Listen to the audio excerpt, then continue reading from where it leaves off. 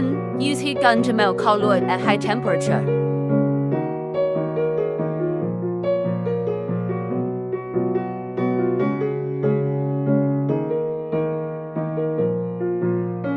2. Replace the lamp bead.